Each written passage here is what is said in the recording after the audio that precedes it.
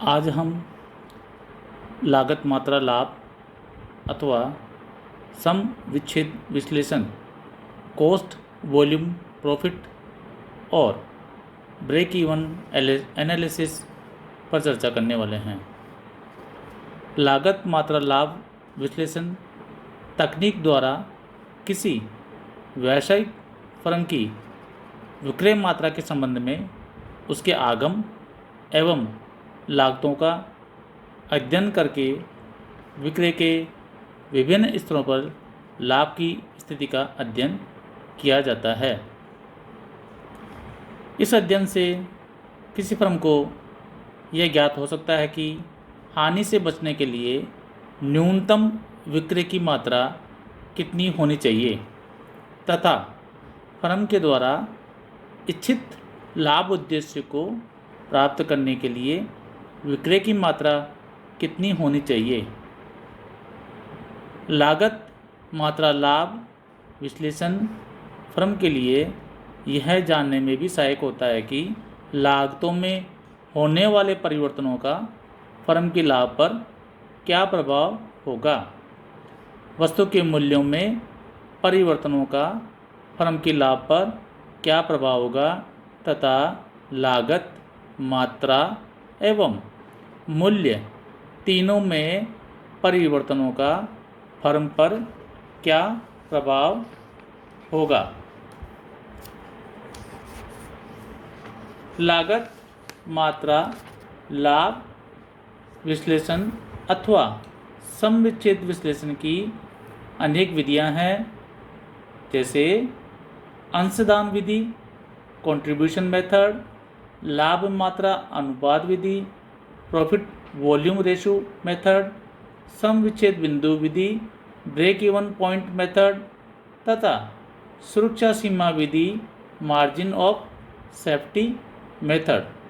आज हम इनमें से अंशदान विधि तथा लाभ मात्रा अनुपात विधि के बारे में चर्चा करेंगे।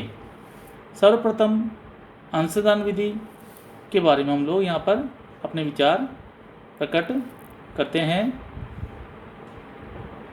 अंशदान विक्रय मूल्य एवं विक्रय की परिवर्तनशील लागत का अंतर है, जिसे सकल उपांत ग्रोस मार्जिन भी कहते हैं।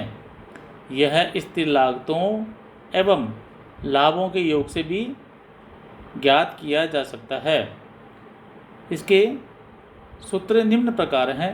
पहला सूत्र है अंशदान contribution is equal to sales minus variable cost.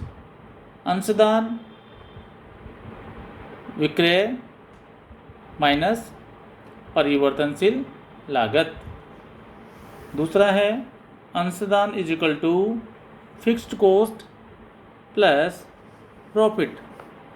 तीसरा जो तरीका है अंशदान का ज्ञात करने का वह है contribution is equal to sales into profit volume ratio.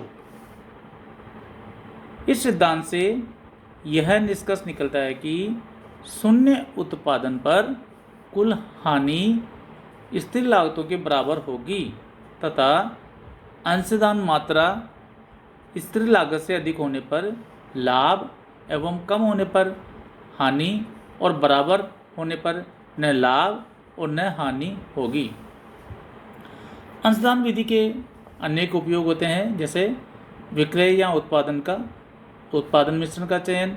अंशदान के आधार पर विक्रय या उत्पादन मिश्रण का चयन किया जाता है।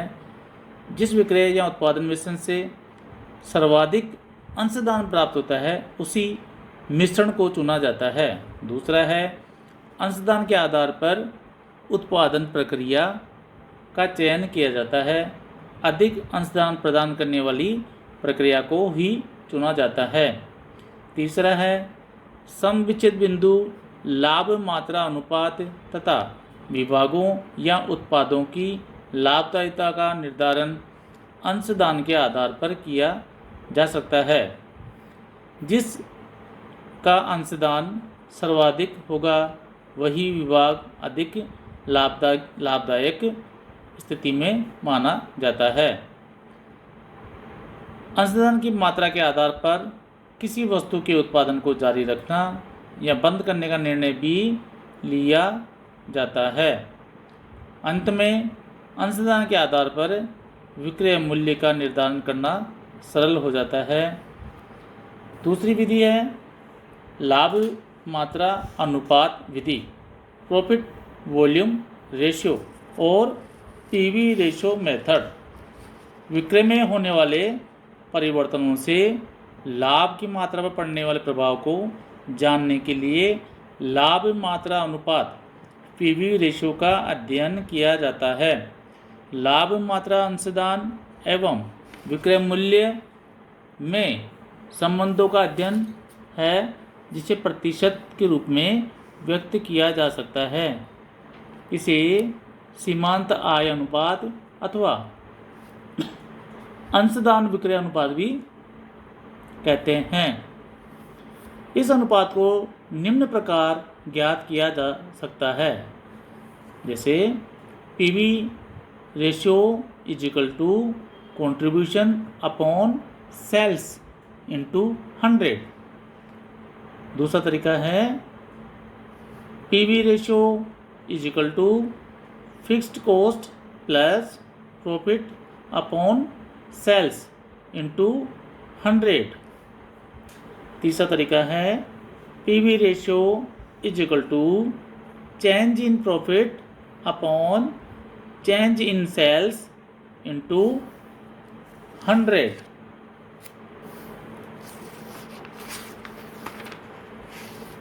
लाभ मात्रा अनुपात के उपयोग एवं निर्वचन के बारे में हम लोग थोड़ी चर्चा कर लेते हैं। बिक्री में होने वाले परिवर्तनों से लाभों पर पड़ने वाले प्रभाव को ज्ञात करने हेतु लाभ मात्रा अनुपात का उपयोग किया जाता है। क्योंकि उत्पादन के प्रत्येक स्तर पर स्थायी लागतें स्थिर रहती हैं, अतः अंशदान में कमी या वृद्धि होने से लाभों में कमी या वृद्धि की जा सकती है। लाभ मात्रा के अनेक उपयोग हैं, जिसमें प्रमुख निम्नलिखित है। पहला है समय विच्छेद बिंदु का निर्धारण, determination of break even point. Break even point का सूत्र निम्नलिखित है। BEP is equal to F upon PV ratio. यहाँ F का मतलब है fixed cost. Break even point को हम लोग रुपीज़ में भी ज्ञात कर सकते हैं और हम लोग उसे यूनिट्स में भी ज्ञात किया जा सकता है।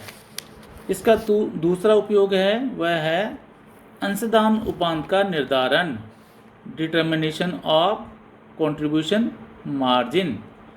पीवी रेशियो की सहायता से अंशदान का निर्धारण निम्न सूत्र की सहायता से किया जा सकता है। Contribution margin is equal to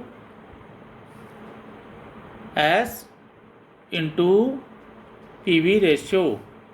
यहाँ S से मतलब होता है सेल्स। तीसरा उपयोग है सुरक्षा सीमा का निर्धारण, determination of margin of safety. सुरक्षा सीमा का निर्धारण निम्न सूत्र की सहायता से किया जा सकता है। Margin of safety is equal to profit upon PV ratio. इसका चौथा उपयोग है विक्रय की किसी भी मात्रा पर परिवर्तनशील लागत का निर्धारण, determination of variable cost at any level of sales. जब विक्रय की मात्रा तथा पीवी रेशियो दिया हुआ हो तो परिवर्तनशील लागत का निर्धारण निम्न सूत्र की सहायता से किया जा सकता है। V is equal to S in brackets 1 minus PV ratio. एक अतिरिक्त उपयोग है वह है लाभ हानि का निर्धारण, डिटर्मिनेशन ऑफ प्रॉफिट और loss.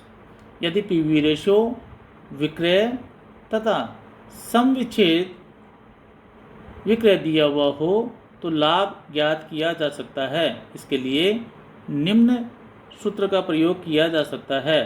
Profit is equal to PV ratio brackets में सेल्स माइनस बीईपी सेल्स। स्थिर व्ययों के बढ़ने या घटने पर समविच्छेद बिंदु में होने वाले परिवर्तनों की गणना भी पीवी रेशो के माध्यम से हम लोग कर सकते हैं। इसके लिए निम्न सूत्र का प्रयोग किया जाता है। Change in BEP upon BEP change in is equal to change in fixed cost upon PV ratio. मूल्य में कमी को पूरा करने के लिए आवश्यक विक्रय मात्रा का निर्धारण भी हम लोग पीवी रेशो के माध्यम से ज्ञात कर सकते हैं। इसके लिए निम्न सूत्र का प्रयोग किया जाता है। New sales volume is equal to fixed cost plus profit upon new PV ratio.